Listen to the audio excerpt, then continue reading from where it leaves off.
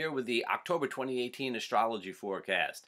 And I have to say, just a little reminder, as I sometimes do, this is a general forecast for the general astrological weather. If you want to know if it's sunny or cloudy right over your house, well, you might need a little bit more personal attention from an astrologer, if you take my meaning. That having been said, this is an interesting month. We don't have any real big outer planet aspects. This is more inner planet. This is a very busy month for Mercury, and it is, of course, a very, very busy month for Venus. We'll be talking about that in just a little bit.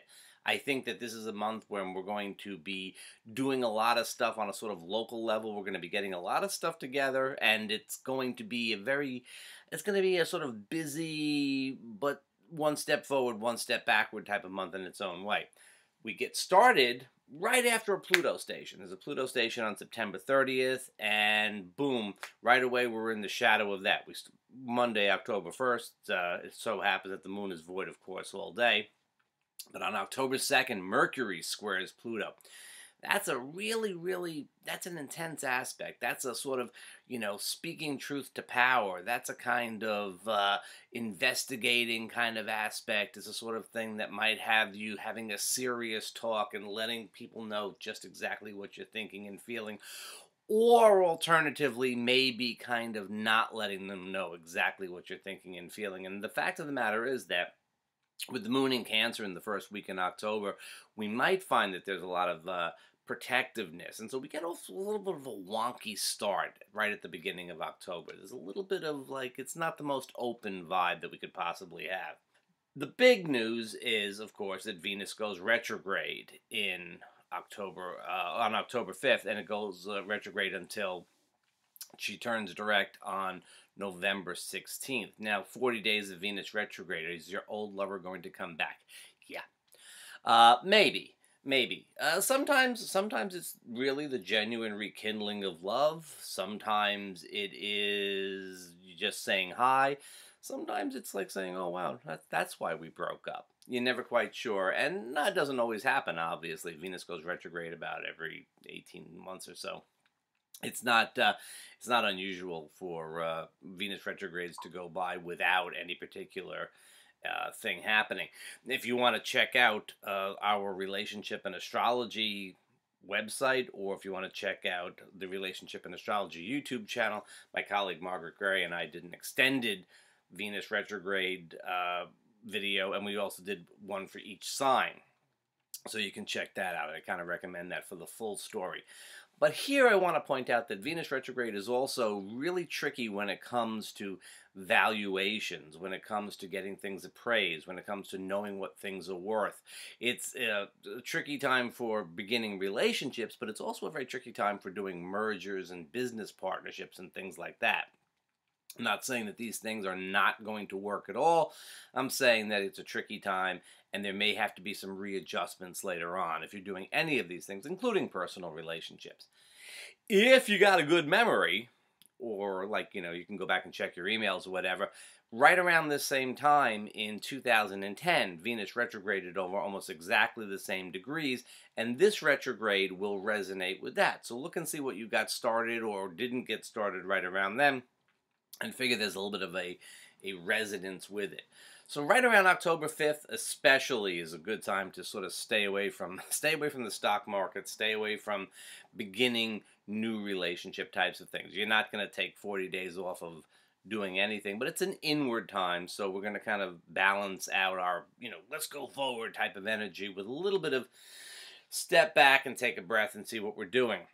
Interestingly enough, the marriage asteroid Juno is also stationing to retrograde, and that is on October 12th, and she will be retrograding for a while also. So we kind of get this sort of double whammy with relationships this month. It is, in fact, going back and reviewing, at least internally, reviewing old partnerships, although undoubtedly some of us will be reviewing them sort of in a more active kind of way. The new moon is on October 8th, and the new moon is in Libra. It's right in the middle of Libra, and that is a time of actually starting to sort of set intentions for what we would want in relationships and business partnerships and so on.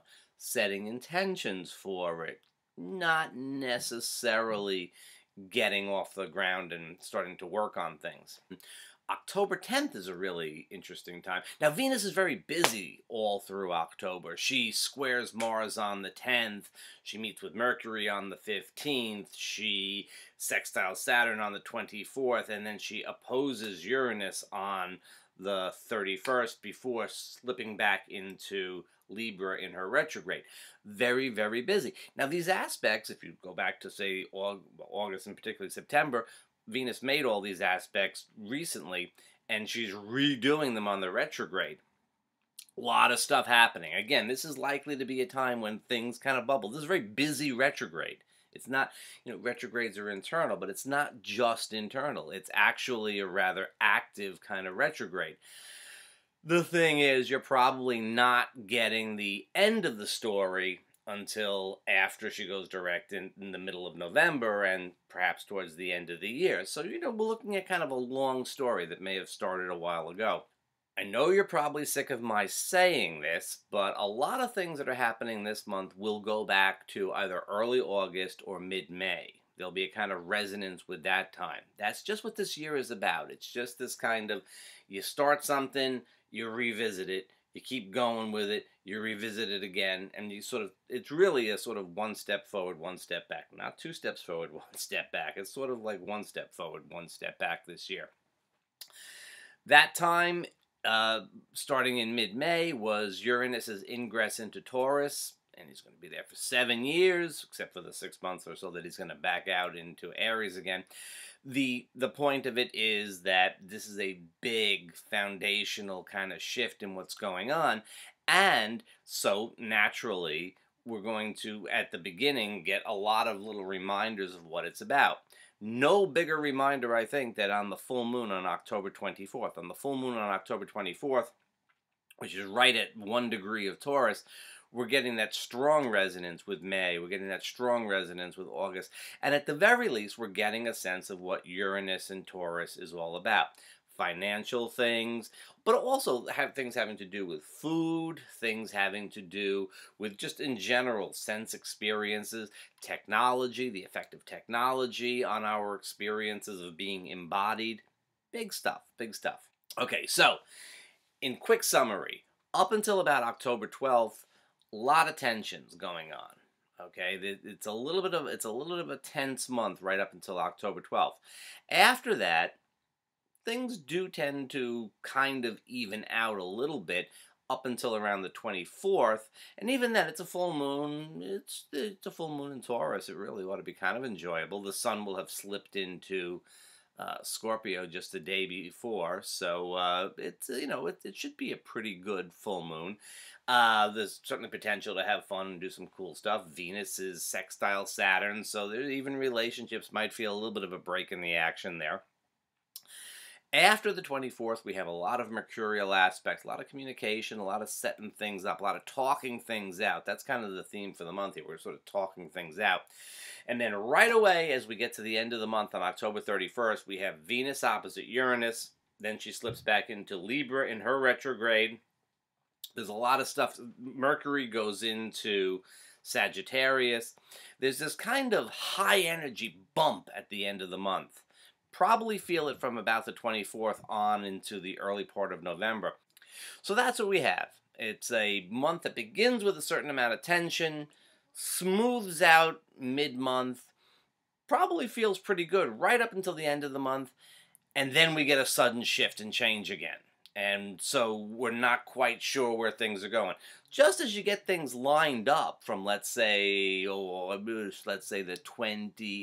the 19th up until the 30th, you're starting to feel you got things lined up. Boom, it changes again. Is another sudden shift.